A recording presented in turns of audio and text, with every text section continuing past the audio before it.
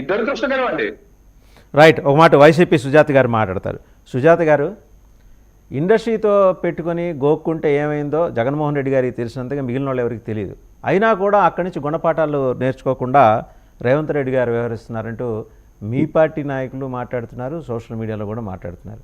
ఇవాళ ఏంటంటే అట్లీస్ట్ ఆయన ఇంట్లో పిలిచి దుకాణం పెట్టారు జగన్మోహన్ రెడ్డి గారు. వాళ్ళందరినీ పెరేడ్ చేయించారు, అందరు ఇలా చేతులు కట్టుకొని దండవండి అన్నారు, తర్వాత భోజనాలు పెట్టారు, పంపించారు. అక్కడితో ఆగిపోయింది.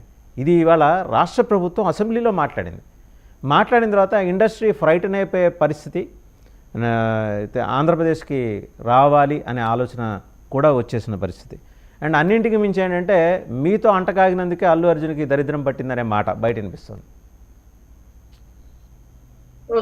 నమస్తే అండి, వినిపిస్తోందా? వినిపిస్తోందండి.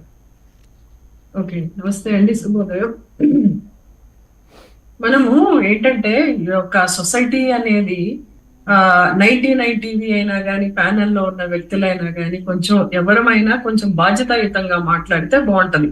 ముందుగా ఏంటంటే ఒక పిల్లవాడు ఒక కుటుంబానికి సంబంధించి సొసైటీలో సినిమా మాత్రమే మొత్తం. ఎందుకంటే పిల్లల మనసు అనేది ఒక వెన్న ముద్దలాగా ఉంటుంది. దాని మీద ఏది రాస్తే దాని మీద అదే ప్రభావం పడుతుంది.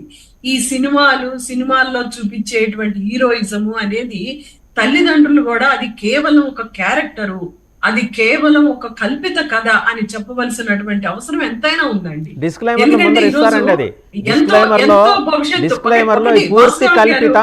పూర్తి కల్పితం అనే మాట వాడతారు. మీరు అందరూ మాట్లాడేటప్పుడు క్వైట్ గా ఉన్నారు. నేను మాట్లాడడం స్టార్ట్ చేయగానే మీరు అన్నారు కదా ఇది కల్పితం, వాళ్ళు ఆల్రెడీ డిస్క్లైమర్ లో చెప్పారని అంటున్నా నేను. డిస్క్లైమర్ లో ఇస్తారు అది. ఓకే, ఇస్తారు కానీ నేను కుటుంబ పరంగా సమాజంలో ఉన్నటువంటి రుగ్మత గురించి నేను మాట్లాడుతున్నాను. వాళ్ళు ఇస్తారు కానీ మనం పాటించాలి కదా.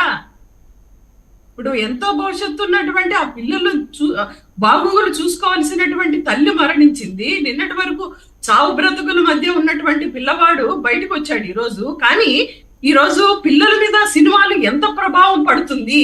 ఏదో స్వయం కృషి సినిమాలో చిరంజీవి గారు చెప్పులు కుట్టారని అందరూ చెప్పులు కుడతారా? ఈ పుష్ప సినిమాలో అందరూ ఆ దొంగలు ఎత్తుపోయారని అందరు ఎత్తుపోతారా? ఒక కల్పిత కథ అనేది పిల్లలకి ఎందుకు చెప్పలేకపోతున్నారు? ఆ పిల్లవాడిని ఇంట్లో కూడా పుష్ప అని పిలుస్తారంట. అంత ప్రభావం ఎందుకు పడుతుంది?